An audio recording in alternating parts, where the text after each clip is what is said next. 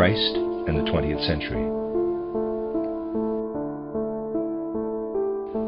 It cannot be denied, even by those who have made only a slight study of spiritual life, that the subject chosen for our consideration today has aroused an interest in the widest circles.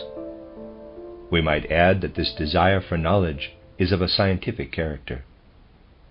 On the other hand, there seems to be an ever-increasing tendency toward the formation of a world philosophy in which such questions as are associated with the name of Christ find no true and proper place. A previous lecture I gave some few weeks ago here, under the title The Origin of the Human Being, and a continuation of the same on the origin of the animal world, will doubtless have made clear to you a point to which I shall now again draw your attention. In every age, including the present period, the general conceptions and sentiments concerning such fundamental questions as the origin of the human being, and others of a similar nature, including those relative to that being to whom the name of Christ has been given, are directly rooted in and dependent upon the accepted concepts of some previous age. We have already seen, while considering various matters connected with the origin of humanity, that as a matter of fact those theoretical ideas and conceptions that have sprung from the general mode of thought prevailing in our time are fundamentally at variance with the actual results of scientific research. On the other hand, it is just in this relation that we find that the conclusions arrived at through the medium of spiritual science, which traces the human being's origin back to spiritual forms, and not merely to that which is external and physically perceptible, are in full harmony with the results obtained in the field of natural science. Perhaps nowhere do we find this want of accord so marked between the current cosmic concept prevalent in the thoughts and hearts of the people of our day, and that which science has been constrained to adopt, as in the case of the Christ conception. This divergence may well be due to the fact that these questions belong to the greatest of all those concerning the cosmos. However, since the coming of the Christ movement into the world's history, human beings' power of conception concerning the Christ being, and the form it has taken, have ever been such as was best adapted to a particular period, or, one might say, was best suited to that section of humanity occupied with such thoughts. During the first centuries that followed the advent of Christianity into world history, we realize, in connection with a certain trend of ideas and spiritual tendency that has been called Gnosis, a term denoting a higher spiritual wisdom claimed by the Gnostics, that grand and mighty concepts were formed with regard to the being whom we term the Christ. We find, however, that the universal acceptance of these exalted Gnostic conceptions continued for only a relatively short period, compared with that idea of the Christ which was generally approved and spread among the people, and later became the essence of the church movement. It will be enlightening to consider briefly those lofty Christ concepts that evolved in the form of Gnostic conceptions during the first centuries of the Christian era. Not, be it understood, because spiritual science would seek to cloak those ideas it has to put forward with regard to the Christ beneath a mantle of Gnostic notions.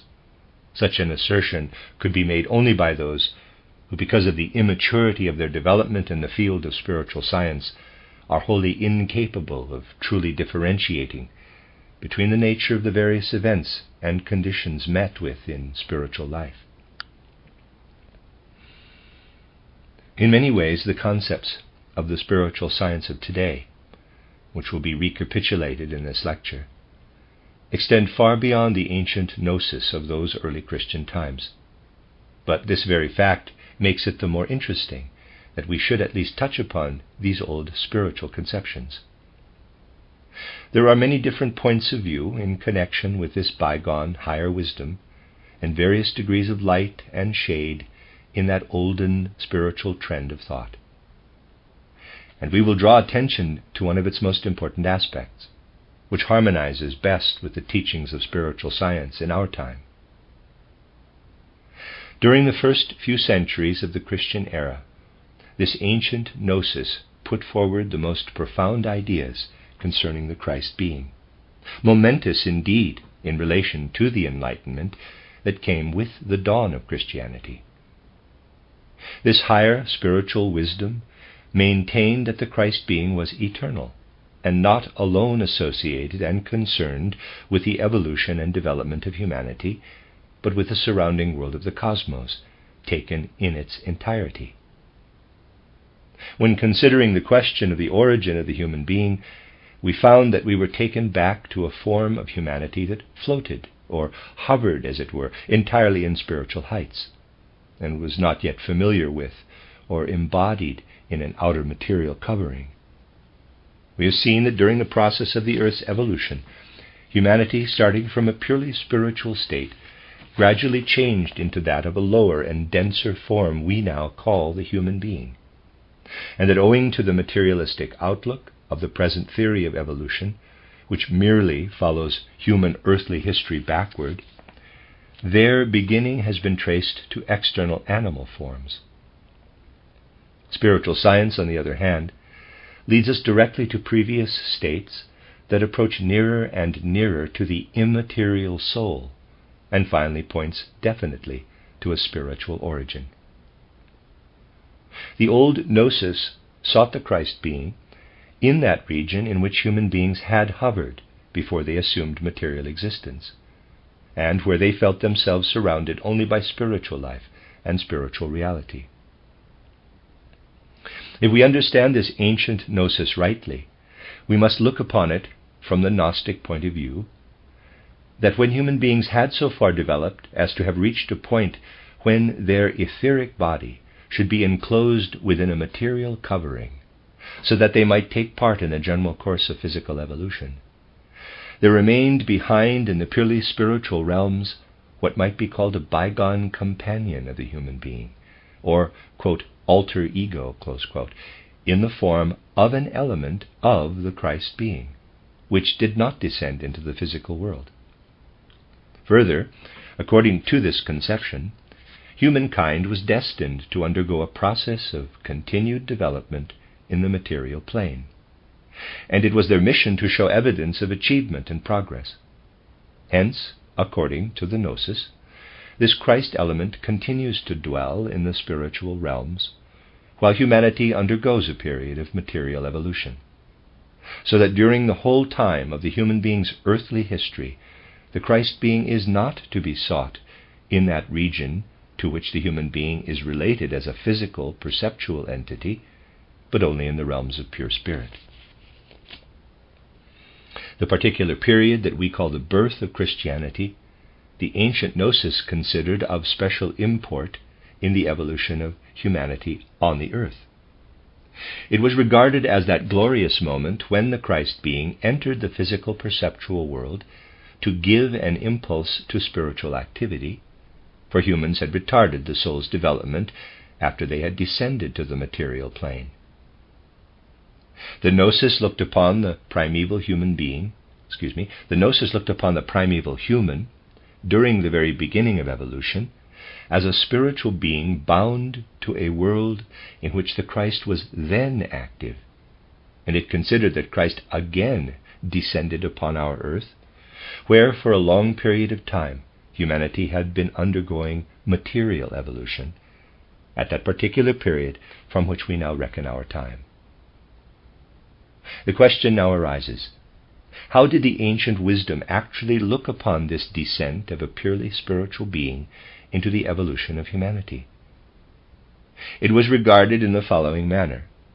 According to the Gnosis, an especially highly developed human individuality, to whom historical research has given the name of Jesus of Nazareth, had achieved such exceptional spiritual maturity that at a particular period definite soul conditions had come about, by virtue of which this singular personality had the power to absorb certain divine qualities and wisdom from the spirit world, which up to then no human could acquire.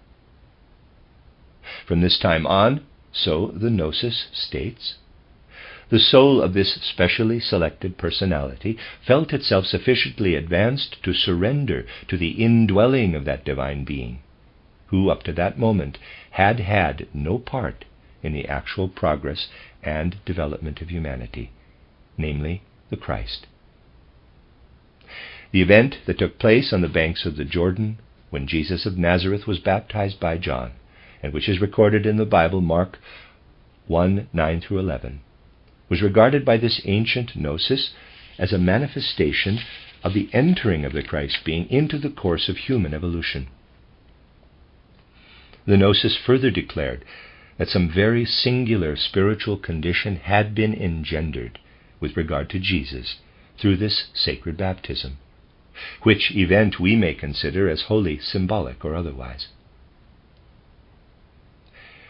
We can obtain an idea of what underlies this Gnostic concept if we pursue a line of thought somewhat as follows. We begin with a realization of the fact that if we carefully observe the lives of other people, using those methods of thought that lead us to the very depth of the soul, and not the superficial mode so typical of our time, we shall often find in the experience of such persons moments fraught with epoch-making events, when they feel that they stand at a turning point in their lives. A situation of this nature may arise through some deep-lying sorrow or other trial of earthly origin.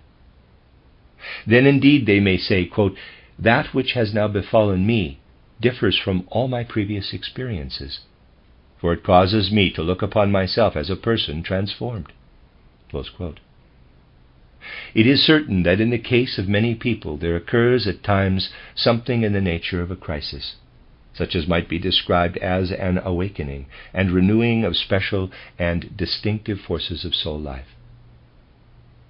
If we imagine an experience of this kind as representing in a very imperfect and elementary manner an inner event similar to that which the Gnosis regarded as having taken place at the time of the baptism of Jesus in Jordan, Mark 1:9, we can then readily conceive an entirely different form of happening, hitherto unknown in connection with human existence, and quite unlike any that may break in upon human beings' souls, and is born merely of earthly trials and vicissitudes. The divine power and supreme spiritual quality that flamed up in the soul of Jesus of Nazareth manifested in wholly new indwelling attributes. From them arose a God-like inner life, shedding fresh light upon all forms of human culture, enlivened by its example. It was the divine essence that entered into the innermost being of Jesus of Nazareth, that glorious and most holy Spirit, creating in him a new-born life, that the ancient Gnosis termed the Christ. The Gnosis clearly realized that through the Christ there had come to humanity something in the nature of a new impulse, an impulse differing utterly from any that had been before. For all the godlike stimulating power that was brought forth and unfolded in Jesus during the 3 years subsequent to his baptism by John was such as had never up to that time found a place in the evolution of humanity.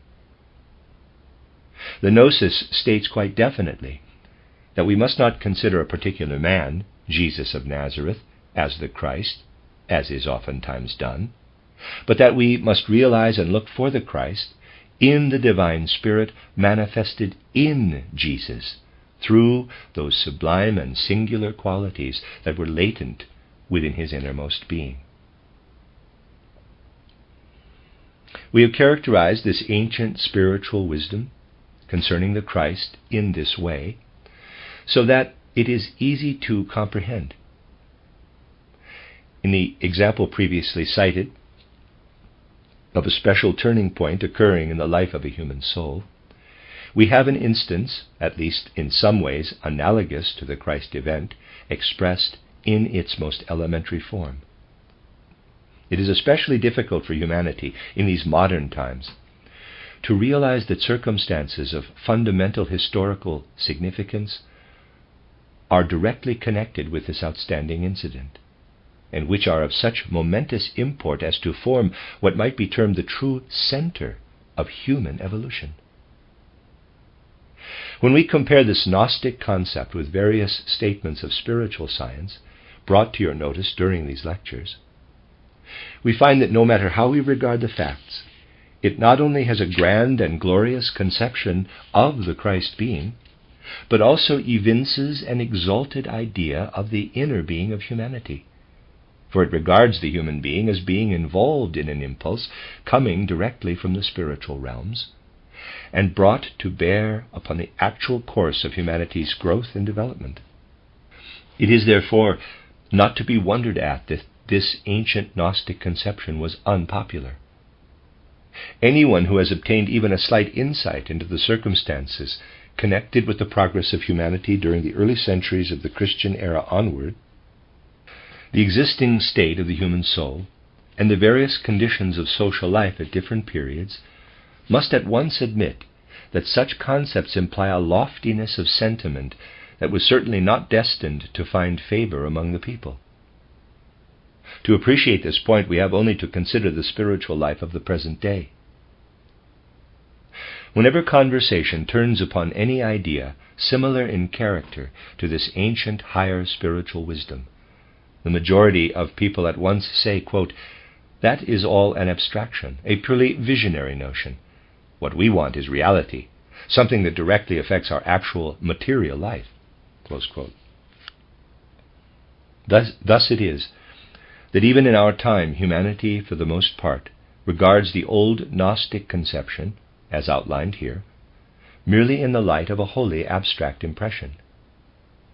Humanity is still far from experiencing the feeling of greater satisfaction that comes of spiritual thought, and realizing how much more true is the substantiality of all that underlies those spiritual concepts to which we may raise ourselves, than is that of the things most people regard as perceptual, concrete, and having absolute reality.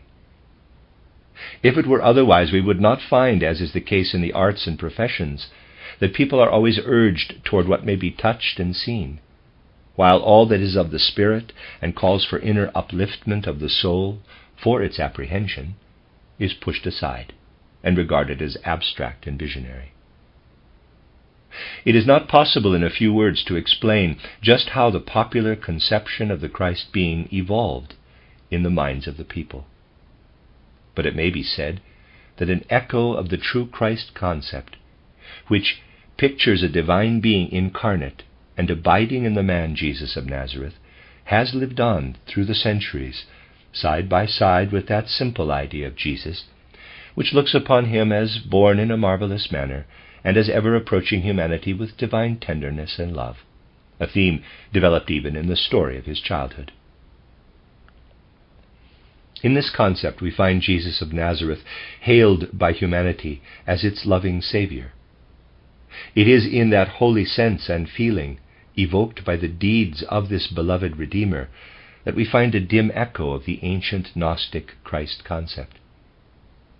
During the whole course of what we might call the external history of Jesus, there is found an upturned vision that realized the presence of a great secret truth and awe-inspiring mystery, which even as Jesus walked the earth endowed his personality with superhuman attributes. This superhuman quality has been termed the Christ.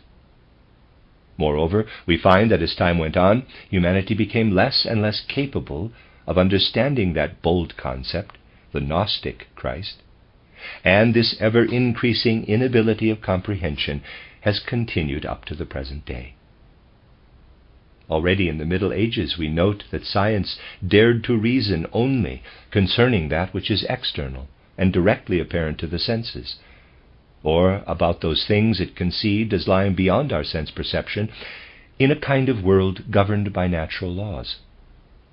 It did not feel itself called upon to probe into those factors and influences that have entered into and played their respective parts in human evolution, in the form of noble and uplifting spiritual impulses. Thus it was that in the Middle Ages, questions concerning the origin and evolution of humanity, in which the Christ impulse made itself felt, became solely objects of belief. This spiritual faith, however, continued among the people from that time, side by side with all that was regarded as science and absolute knowledge, but which took heed only of the lower order of cosmic matters and events. At this point, it is of interest to note that from the 16th century onward, this twofold method of thought has more and more tended toward a crisis, and for the reason that humanity was always prone to direct and confine their powers of cognition to the perceptual world alone, and to assign all matters of spiritual origin and dependent upon spiritual progress and evolution to the category of mere dogma. We cannot, however, enter upon this subject at the present time, for it is more essential that I now draw your attention to the fact that in the 19th century, the course of development led humankind to a point where one might say all true conception of the Christ was wholly lost, at least to a very large proportion of the people. Nevertheless, we must admit that among a small section of the community, the ancient Gnostic concepts lived on, and were yet further developed after a manner that we might regard as bringing about a deeper insight into the Christ impulse. In the case of the majority, even among the scientific theological circles, there was a general renunciation of the true Christ concept. An attempt was made to center all in the personality of Jesus of Nazareth, and to look upon him as one possessed of singular attributes, and especially chosen because of his profound and all-embracing comprehension of the laws and conditions of human evolution and the divine inner nature of humanity. But even so, to be considered a man, though a man transcendent in all things. Thus it came about that in those days, in place of the old Christology, there grew up what might be called a mere Jesus life research.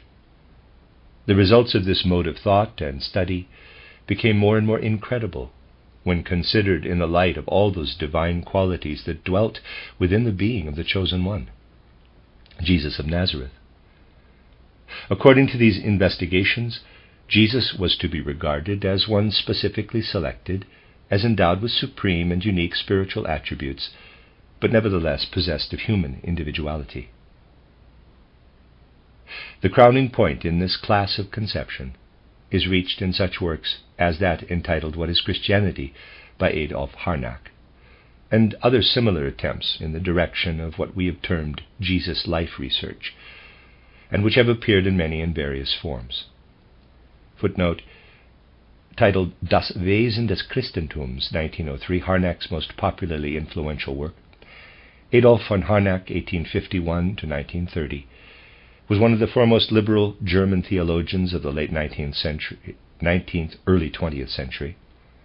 From his extensive studies of early Christianity and Christian dogma, he claimed that their development was a strictly historical process that could be understood through historical, critical method alone. End of footnote. For the present, however, it is necessary only to draw attention to the results obtained from deep and earnest study along these lines.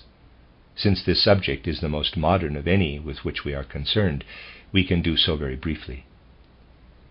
We would say that the methods employed during the 19th century to authenticate historically those events that occurred at the beginning of the Christian era have led to no actual positive conclusions. It would take us too far to enter into any kind of detail respecting this particular trend of thought, but anyone who will make a careful investigation into the results achieved in modern times in this connection will know that an endeavor has been made to apply the ordinary methods of external research to prove that the personality of Jesus of Nazareth actually lived at the beginning of our Christian spiritual life. This attempt to demonstrate the existence of Jesus by such historical means as may be applied in other cases has led merely to the following admission, it is impossible to confirm the personality of Jesus of Nazareth by external material methods. It by no means follows that the negative assumption, which claims that Jesus never lived, is thereby proved. These material investigations have simply shown that we cannot employ the same historical means to verify the life of Jesus of Nazareth as may be used to demonstrate the existence of Aristotle, Socrates, or Alexander the Great. But that is not all. Lately, this field of inquiry has led to serious difficulties experienced in quite another direction. It is only necessary to refer to such works as those by William Benjamin Smith, published by Diederich of Leipzig, to realize that the result of painstaking and exact research into biblical and other documentary records relating to Christianity has again revealed the fact that in many instances these venerable documents cannot be referring to those matters to which, during the greater part of the 19th century, it was generally supposed they had reference. A special attempt was made to reconstruct the life of Jesus of Nazareth from the results of philological investigations into these ancient chronicles. But in the end it was found that in the very writings themselves there was evidence of an underlying significance of quite a different nature from that which appeared upon the surface. It became apparent that despite every effort to picture the life of Jesus by employing the most carefully chosen and exact methods, the biblical records, those Christian documents wherein humanity feels itself upon a firm and truly Christian foundation, hardly mention Jesus of Nazareth as a human being. External science is thus driven to the following statement, quote, "The ancient records scarcely ever allude to Jesus of Nazareth as a man. They refer to him as a god." Close quote. Again, there is this remarkable anomalous assertion, quote, "It is an error to believe that any proof may be found in the original Christian documents of the existence of Jesus of Nazareth as an actual human personality. Rather do we come to the conviction that what the evangelical and other olden sacred writings state is that in the very beginning of the Christian era was a deity. Only when we recognize this fact does all that is written in these aged chronicles become of true significance and import." Close quote. Now, is not all this very extraordinary? According to the investigations of our period, when we allude to Jesus of Nazareth, we must speak of a deity. But this same period and same line of research admits of no reality in this God or purely spiritual being. How then does present-day science regard the Christ? He is looked upon as a visionary creation, a mere ideal concept that insinuated itself into the history of humanity and was called into being by a folk fantasy born of mental impulse. According to the latest investigations in this field, the Christ is to be regarded not as a reality, but as a kind of imaginary God. To put it plainly, we would say that modern scientific research is brought face to face with something for which it has absolutely no use. What can it do with a God in whom it has no faith? External science has merely proved that the Bible records speak of a deity, but it knows of nothing else to do with this deity than to ascribe to him a place in the category of visionary concepts. We will now compare the attitude of external science, as characterized here, with what spiritual science has to say upon the matter. At this point, I should like to mention a book entitled Christianity as Mystical Fact, of which I am the author. The fundamental idea underlying this work has been but little understood. I have therefore endeavored to set forth its object more clearly in a preface to the second edition. My intention was to show that the history of humanity, world history, is not complete in that picture we can generally obtain from external history and external documents for this reason. Throughout all human evolution, spiritual impulses are at work. Spiritual factors are present, and these we must attribute to the agency of spiritual beings. If with this concept we compare the whole nature and method of the historic world conception put forward by Leopold von Ranke and others, we can only say that the highest point the science of history has yet reached is that it actually speaks of historical ideas as if they were subject to the intrusion of abstract impressions coming from outside during the course of human evolution and the development of nations and of peoples. That is the utmost extent of general belief in this direction. But ideas are not what historians consider them to be, and do not develop force and exhibit power. The whole process of human evolution would be a lifeless and spiritless. Let me read that again. The whole process of human evolution would be lifeless and spiritless if it proceeded merely historically, and if it were not that those ideas that enter into the souls of human beings are the expression of invisible and supersensible impulses which rule and govern the whole of human growth and development. Behind all that is revealed in this external progression, there still remains something that can be unveiled only by those supersensible means at the disposal of spiritual science, where the methods are applicable to things beyond the powers of our sense perception. Attention has already been drawn to this subject in a previous lecture, and we shall again refer to it at a future date. I could demonstrate to you how the Christ impulse entered historically into the evolution of humanity in such a way that it proved itself to be an actual continuation of the self-same influence that played its part in the spiritual development of humankind in the old days of the ancient mysteries, the actual nature of which is but little understood. A true comprehension of all that was accomplished in pre-Christian times by the old mysteries, in connection with the laying down of spiritual foundations for the development of nations and of peoples, can arise only when, through the methods of modern spiritual science, humanity has gained an understanding of that particular form of development through which the soul is transformed into an instrument capable of apprehending that spirit world that lies behind all things material and perceptual. In these lectures I have many times referred to transformations of this character.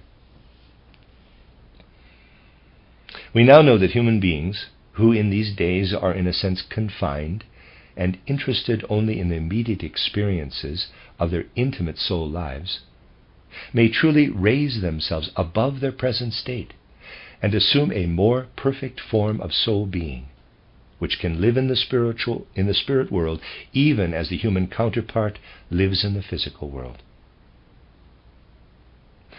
Through the study of history in the light of spiritual science, we learn that the possibility of raising the soul being to spiritual heights through a process of purely intimate individual soul development has come about gradually during the evolution of humanity and was not known in primeval times.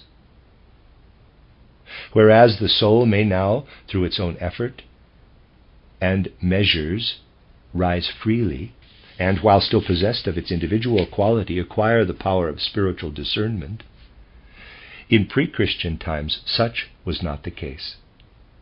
For the soul was then dependent upon an impulse born of certain modes and procedures that were a part of the rites performed in the sanctuaries of the mysteries.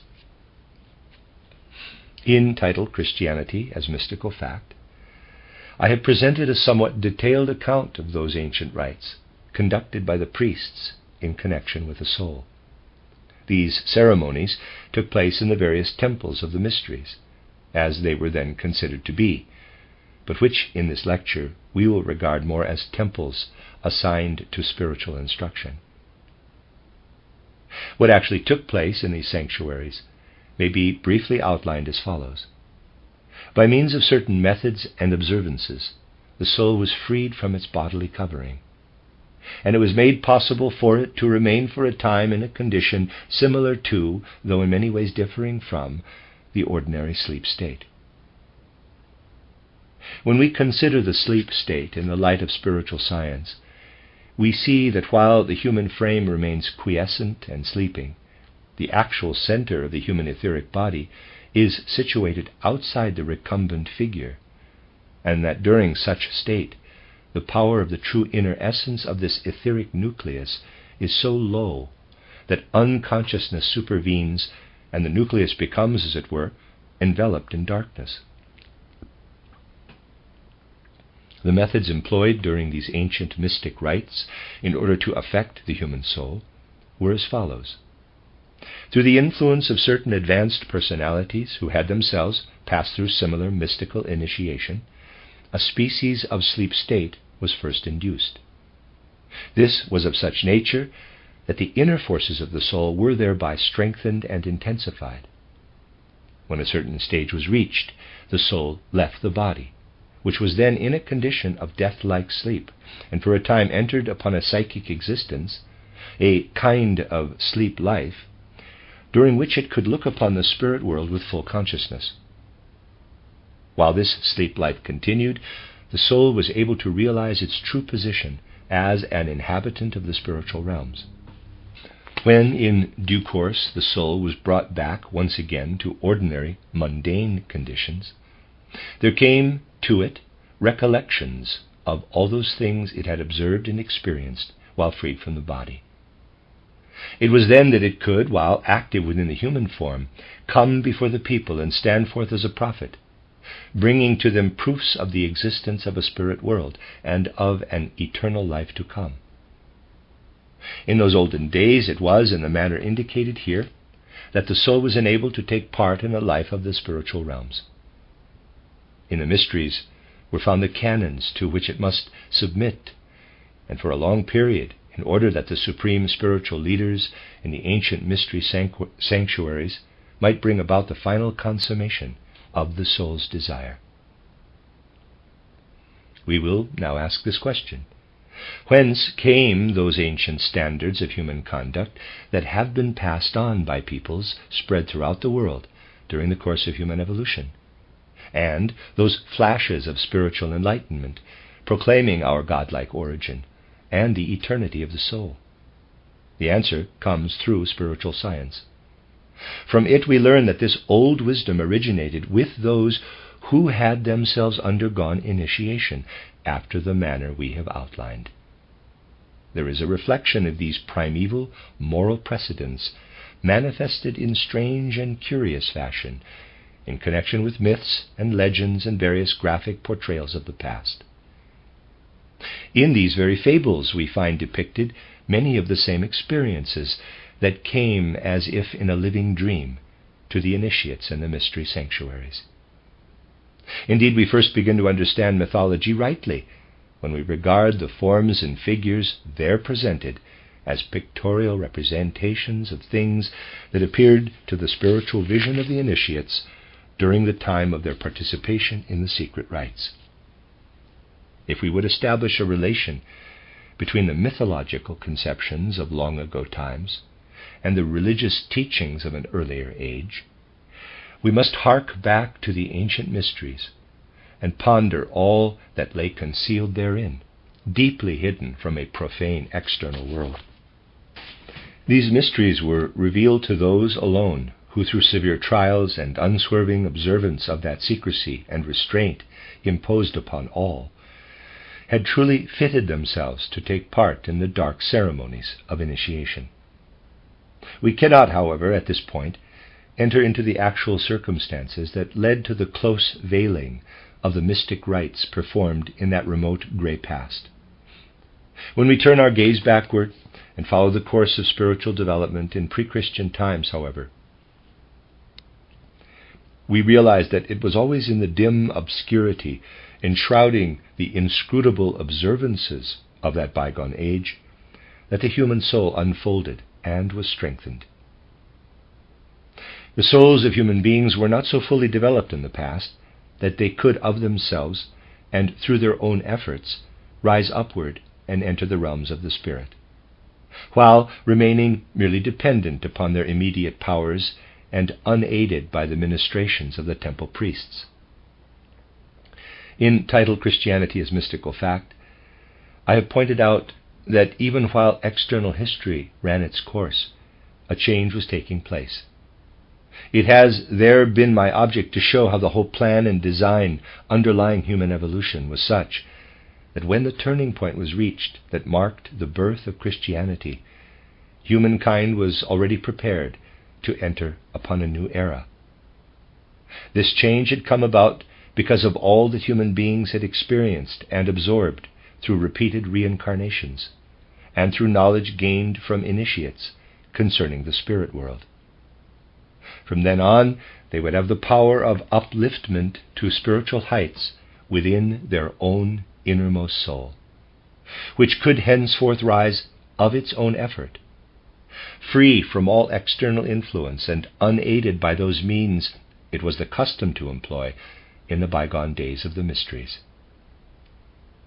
According to the views we now hold, the most outstanding event that came to pass in Palestine in connection with the spiritual progress of humanity was the final perfecting of the soul, so that it should be fitted for what we might call self-initiation. This ultimate consummation had been approached gradually, and the necessary preparation had extended over possibly hundreds of years. The end came just about at the very time when that special turning point was reached, which marked the beginning of the Christian era.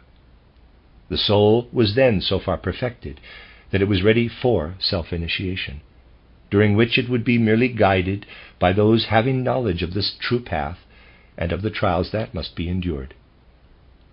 Henceforth, self-initiation might be achieved without external aid rendered by temple priests or by leaders having an understanding of the mysteries. Furthermore, through the founding of Christianity, all those other rites and observances that were performed time and time again in the innermost sanctuaries of the temples, memories of which are still preserved in legends, myths, and mythologies connected with folklore, are found to have a place in that grand plan that underlies the world's history. If we would indeed understand the Gospels, we should ask ourselves the following question: what experiences were essential to a candidate for initiation in the days of the ancient Persians or Egyptians, who desired so to uplift their souls that they might gaze directly upon the spirit world? Injunctions concerning such matters were clearly set forth, and formed the basis of what we might term a ritual of initiation. These commands and instructions covered a time extending from a certain event designated by some as the baptism, and by others as the temptation, up to that point when the soul was led forth and blessed with a true discernment of the spiritual realms. When we compare such initiation rituals with the most important statements contained in the Gospels, then, as I have shown in Titled Christianity as Mystical Fact, we find that in the Gospels there appear once again detailed narratives concerning ancient initiation ceremonies. But here the descriptions have reference to that great outstanding historical character, Jesus of Nazareth. It further becomes clear that whereas in previous times an initiation candidate was raised to spiritual heights in the seclusion of the temples of the mysteries, Jesus of Nazareth, because of the course history had taken, was already so far advanced that he not only remembered his experiences in the spirit world, and thus brought enlightenment to humanity, but also became unified in spirit with one to whom no earthly being had as yet become united, the Christ being. Thus we find a great similarity between the descriptions of the course of the ancient forms of initiation and the narrative of the spiritual development of Jesus of Nazareth up to that moment when the Christ entered into his soul, and during the following 3 years, when he drew inspiration and wisdom from this divine source.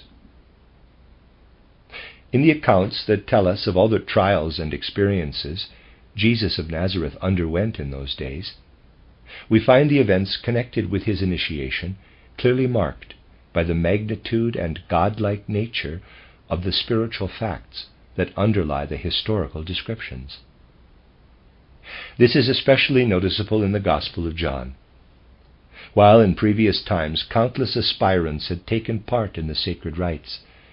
They had advanced only to that point when they could testify as follows, quote, "The spiritual world is a reality, and to such a world does the human soul belong." Close quote. But when it came to pass that Jesus was himself initiated, he became actually unified and at one with the most significant and outstanding of all spiritual beings ever remembered by former initiates. It was toward this supreme initiation that the ordered plan underlying all ancient forms and ceremonies had its trend. Even though what we may term the human being's deepest life center has always been near at hand, the awareness of this life center had not, up to the time of that great happening, really penetrated into the consciousness of humanity.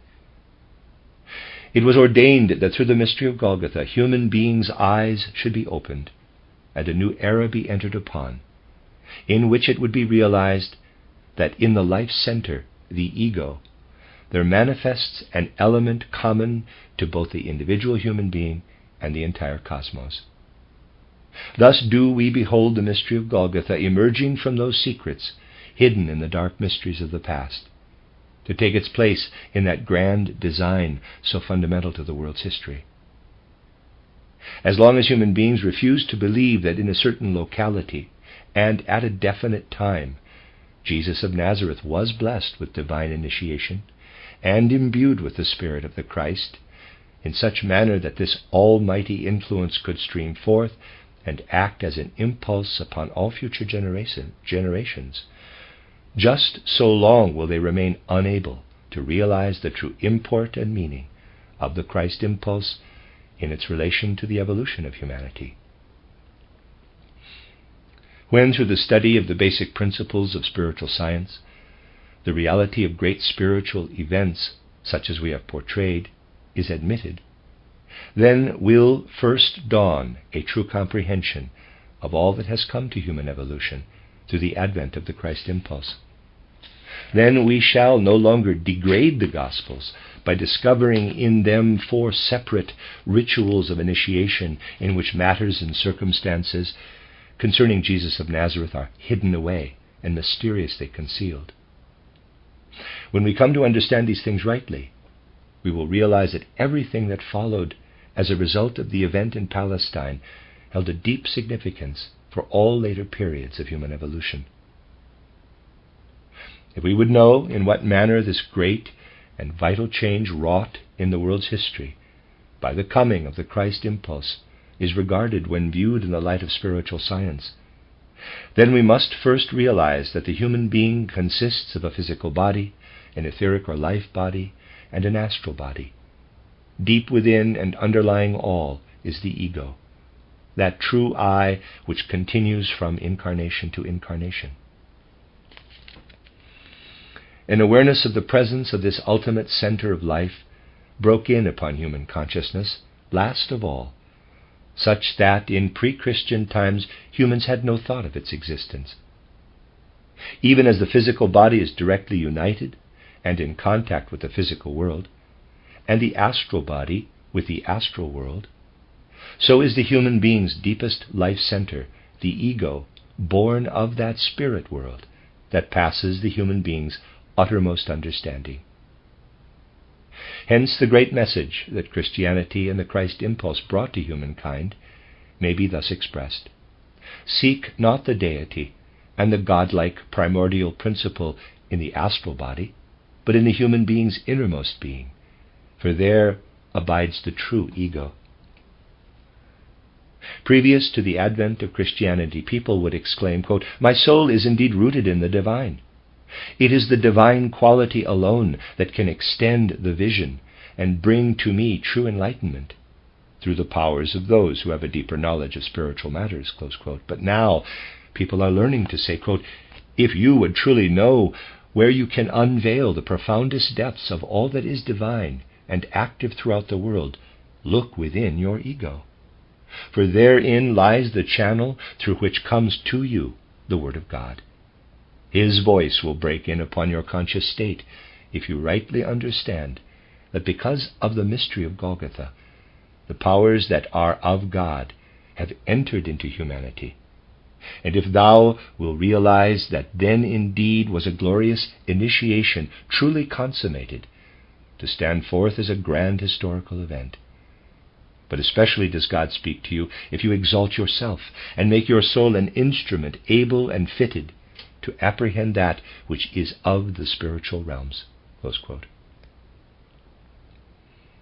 Before that supreme act came to pass at Golgotha, the way of those who would enter upon the life of the Spirit lay through the deep mysteries of the temple sanctuaries. The actual awakening of the divine consciousness that speaks through the ego is the very essence of the Christ impulse, and the growth and development of the ancient initiation principle paved the way and made it possible for this great impulse to come to humanity. During the whole future course of evolution, because of the mystery of Golgotha, there will enter into human souls an ever-increasing clarity of understanding and discernment of the divine Spirit to which humanity is so truly united.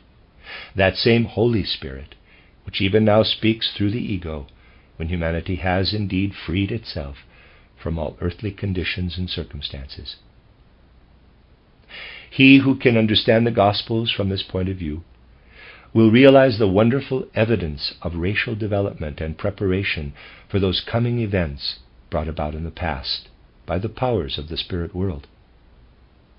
It will be apparent that throughout the ancient Hebrew evolution, humankind was being made ready to hear the voice that would later speak through the deep center of the human being, the ego center, even as the spirit of the old Hebrew race spoke to Judaism. But the people of other nations have heard no such voice, for they were conscious of the divine Spirit only as it held converse with the soul in the case of those who were truly initiated. It had become clear to Judaism that the evolution of humankind is a continuous process of development and progress, and that deep within the human ego there dwell those mystic forces that appertain to the human being's innermost being. Hence the Jew became conscious of this thought, quote, when, as an isolated personality, a part of the ancient Hebrew race, I look back upon the course of human evolution from the time of Abraham and realize that supreme deity who has ruled over all things from generation to generation, there comes over me a vague, indefinable feeling that everything divine and of that holy spiritual power that has fashioned the individual qualities of humankind lives in me. Close quote. In this way, the individual members of the old Hebrew race felt that they were united and at one with Abraham, their father. But Christianity definitely states that all such thoughts and conceptions concerning the godlike qualities in the human being are lacking completeness, and fail to picture human beings in their most perfect form, even though they believe within themselves that, quote, I am that I am, close quote. A true realization of those divine attributes and forces active deep within humanity can come only when there is a clear apprehension of those things that are of the Spirit and lie beyond all human generations. Therefore, if we would give the preceding words their fuller and truer meaning, we should say, quote, before Abraham was the I am, close quote. This implies that the human ego is eternal, and that in the beginning was the same godlike element that has continued throughout all generations and will be forevermore. To this the Hebrew would add, quote, look not upon that which fades away and is of human material being, but regard only the divine essence that has lived and flowed in the blood of all the descendants of Abraham, who was indeed our father. See to it that you know and discern this Holy Spirit in each one of God's children. But seek it not in the bond that unites brother and sister, but in that which abides in each one of you and comes to light when human beings in solitude know themselves in their innermost soul and cry out, I am, close quote. Christ Jesus uttered words of similar intent, and which we must interpret in like manner. With one modification, they are as follows, quote, "If any man come to me and forsaketh," bracket, hate in Luke 14:26, close bracket, "not his father and mother, and wife and children, and brethren and sisters, yea, and his own life also, he cannot be my disciple." Close quote. Footnote. What is here implied is that the longing to be at one with the Christ Spirit that came into the world through Jesus of Nazareth should be so intense that each of his disciples must be ready to sacrifice all ties of human love so that he may devote his life and being to the absolute service of the Christ who manifests within. Judging from the context, the word hate found in Luke 14:26 would appear to be of doubtful origin. End of footnote. We must not regard the significance of this passage as in any way conflicting with the just claims of relationship and child love, but rather as indicating that the Christ had brought into the world the principle of divine spirit that all human beings, because they are human beings, may find if they only seek steadfastly in the very center of their being. It was because of this transcendent deed that afterward humankind would enter into closer and closer contact with the very heart of Christianity. Then would this most sacred principle rise up supreme, and, while overcoming all diversity and error, bring about the realization of that universal quality that all may discern who look deeply within. The old gods were ethnic gods, clan gods, and were connected to certain tribal characteristics. Something of the same nature may be ascribed to Hinduism, and even somewhat to Buddhism. But the God who stands revealed through Christianity is one who will raise humankind above all human discord and divergence, and lead them on to that which they truly are, because they are indeed human beings. Those who would gain knowledge of the fundamental character of the Christian doctrine must necessarily regard those spiritual powers and impulses that have guided supreme events in world history as realities. Bracket, they cannot aver that all was begotten of mere chance actions and purely human mental activity, close bracket. They must break away from previous concepts of what is basic and of primary historic import, for happenings that have long been so regarded in reality lie upon the surface of the world's actual growth. Underlying and controlling all human progress and development are beings far above humans' normal powers of sense perception, who are just as real as is the animal and the human being in our material world. Supreme and preeminent among those spirit mentors who govern and direct the growth and development of humanity is the Christ. That Christ who, according to the ancient Gnosis, was active in the body of Jesus of Nazareth for a period of 3 years.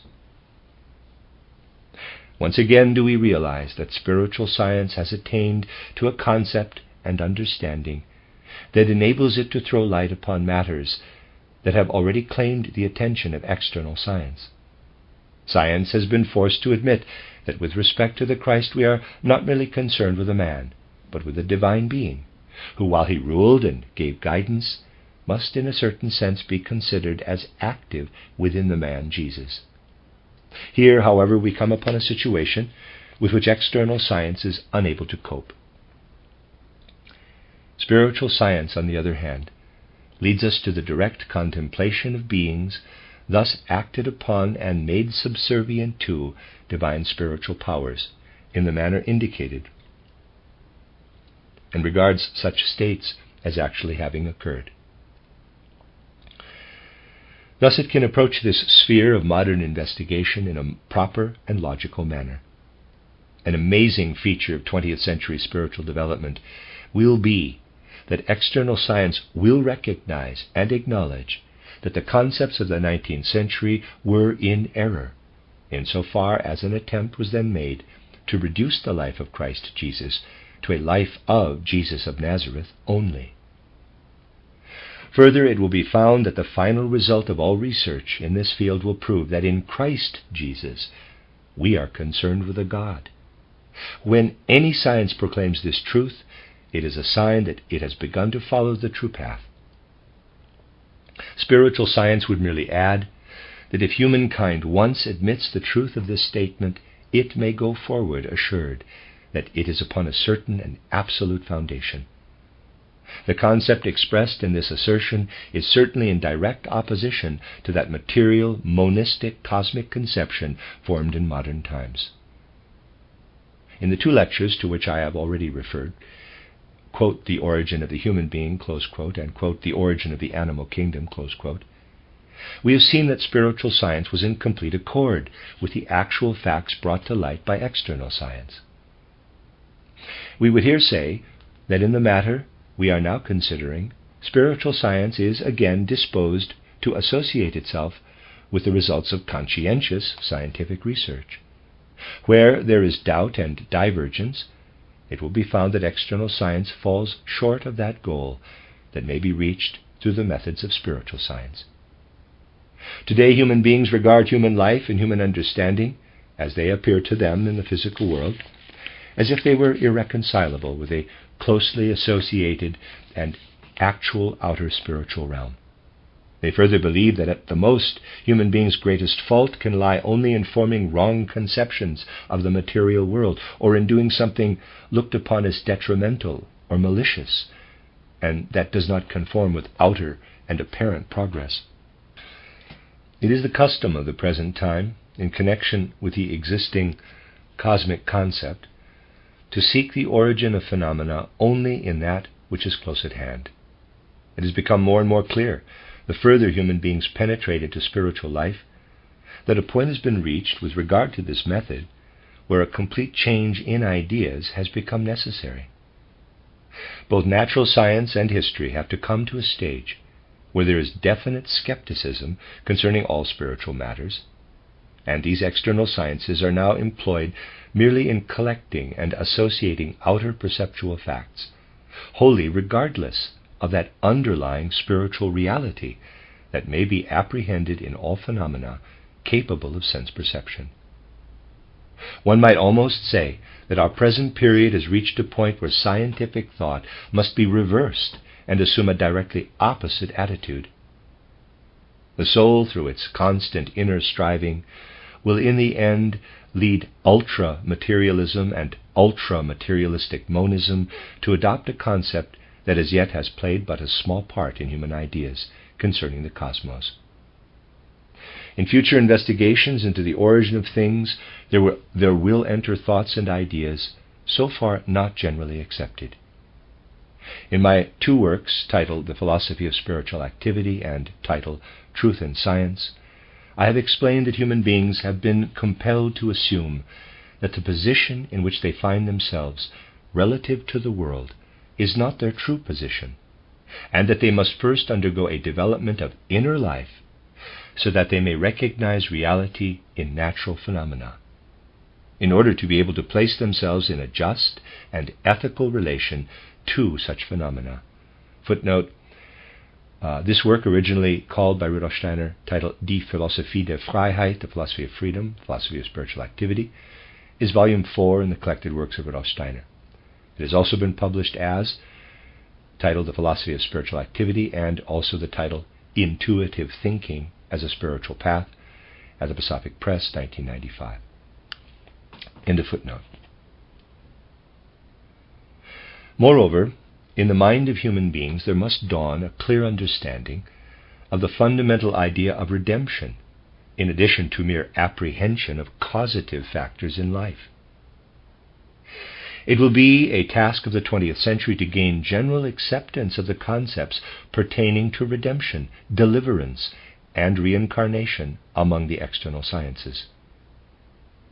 The position that human beings have assumed as expert and judge of the world does not represent reality, for they can arrive at true concepts only after they have freed themselves from their present false ideas, risen to a higher standard of thought, and overcome those barriers that cause them to view all things in distorted and unreal form. Such a consummation would be perceptive redemption. Moral redemption comes about when human beings feel that the position they occupy in their relation to the world is not their true standing, and when they realize that they must seek a path leading over those obstacles that tower above them, blocking the way to all things pertaining to their true place in life. Concepts of the soul's rebirth upon a higher plane will yet be evolved from the wonders that come to light through the investigations of natural science and the results of historical research. Human beings will then know, if they picture the world as in a photographic image and conjure forth a vision of the scientific and historic progress of humankind, that this vision does not represent the material world alone. For underlying all human advancement, there is clear evidence of a mighty spiritual plan of earnest training and development. They will no longer believe that the world is depicted by science, that the world depicted... let me read that again. They will no longer believe that the world as depicted by science is a mere physical creation, for they will realize that God's laws are always operative in such a manner as to bring about his gradual unfoldment. If only natural science would extend its sphere of action beyond a mere portrayal of the perceptual world, and rightly educate humankind so that the human soul might break away from a position that is untenable and rise to a state that would permit its rebirth into a more exalted life. And if human beings could know how glorious would then be the freedom from that restraint that hinders upward progress, they would indeed have developed within themselves those things fundamental to a true world concept of the Christ impulse. They would realize that they have power to look back into the gray mists of the past, to a period to which we have often referred, when their true being dwelt in a purely spiritual realm, later to descend into the material world, that they might there, of their own effort, further their growth and advancement. Then would humankind understand the reason why it became imperative, at a certain definite period in earthly progress, that a complete change of thought, a reversal of ideas, be brought about. They would know that it was in order that all might be empowered to tear themselves away from those false, deceptive, material concepts that have entered so deeply into human consciousness. It is the Christ impulse that has checked human beings' fall and has saved humanity from being utterly immersed in those things that are only of the material world and have neither value nor reality. With respect to the evolution of humanity, the Christ is to be regarded objectively as the divine principle that is the source of our experience of a sacred power and quality entering the soul when reborn and freed of all those primal transgressive tendencies that seek to find expression when the human being is associated with external earthly progress. It is this most holy essence, flowing in upon the world, that is indeed the manifestation we know as the Christ. If the 20th century would regard the glorious realities of the human being's inner life in a serious light, it would understand the Christ event and no more be in conflict with the concept and truth of those happenings that take place during the soul's rebirth into a higher sphere. Spiritual science would then prove that the same actual principles underlie all historic progress and development as are obtained in the case of external natural phenomena and occurrences. With regard to human beings' ideas concerning the cosmos, they have fallen into the very error that finds expression in the words of Schopenhauer, quote, "The world is my own conception," close quote. This statement implies that we are surrounded by a universe of color, sound, and so forth that is dependent entirely upon the action of the eye, EYE, and other sense organs for its being. But if we seek to comprehend the world in its totality, it is not true to say, quote, "all color has existence only by virtue of the physical constitution of the eye," close quote. For the organ of sight would not be there if the light had not first conjured it into being. If on the one hand it is true that the sensation of light is determined by the eye structure, it is equally true, on the other hand, that the eye has been created by the light through the sun's action. Both of these truths must therefore be involved in one incomprehensible reality. Thus do we realize the truth underlying Goethe's words when he says, quote, "The eye must thank the light for its being," close quote. From animal matter, the light has brought forth a corresponding instrument suitable to receive its impressions. Thus has the eye formed itself in the light, so that it could be sensible to its touch, and so that the illumination which is within could meet and blend with the rays coming from the outer world. Even as the eye has been fashioned through the light's action, and apprehension of the latter comes through the agency of this organ of vision, so was the fulfillment of the human being's inner Christ experience and rebirth of soul brought about by that supreme Christ event, the mystery of Golgotha. Spiritual science tells us that before the advent of the Christ impulse, such inner experience could occur only under the stimulus of an external influence, created through the agency of the mysteries, and not, as is now the case, through a form of self-initiation induced within a human being's very being. The 20th century will see the dawn of those conditions necessary to a true understanding of the Christ impulse. It will be proved how absolute was its reality as a divine center of spiritual radiance, shining forth with a light that awakens an inner realization of that great truth reflected in these words of Goethe.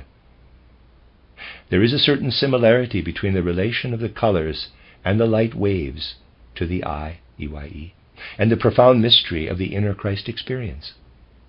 As the eye apprehends the bright radiance of the light, so in human beings' deepest being do they become conscious of the divine essence, the Christ. That their souls can rise up and of their own effort transcend all previous limitations is now possible because the resplendent sun, that grand mystery of Golgotha, has shed its glorious rays upon the world's history. If it were not for that supreme objective event and the objective Christ, there could be no such mysterious, subjective inner experience as will enter into the life of humanity during the 20th century, to be regarded earnestly and from a truly scientific standpoint. Quote, "Who overcomes himself doth conquer that dread power which holds all beings closely bound." Close quote. One can say that only insofar as we connect ourselves to this self-overcoming, to the mystery of Golgotha, the Christ event, can we first discover the form that we have from our earthly beginning, and see this as something from which we must be redeemed, and recognize that all moral activity and cognition can only be approached through this redemption. It will be through an understanding of inner salvation that humanity will at last learn the true meaning of the concept of redemption as related to life's historic evolution. Finally, we would say that during the 20th century there will spread abroad a great illumination that will bring to humanity a clear comprehension of the Christ impulse. And this new knowledge will be in complete accord with the significance of Goethe's fuller message. Quote, "Who overcomes himself doth conquer that dread power which holds all beings closely bound, and he shall rise." First dawns the glorious truth in that glad hour, that truth by which through Christ mankind shall gain God's prize. Close quote. Footnote, I'll give the German an attempt here. "Von der Gewalt, die alle Wesen bindet, befreit der Mensch sich, der sich überwindet, und in diese Überwindung sich selber erst in Wahrheit findet, wie die ganze Menschheit in Christus sich selber in Wahrheit finden kann."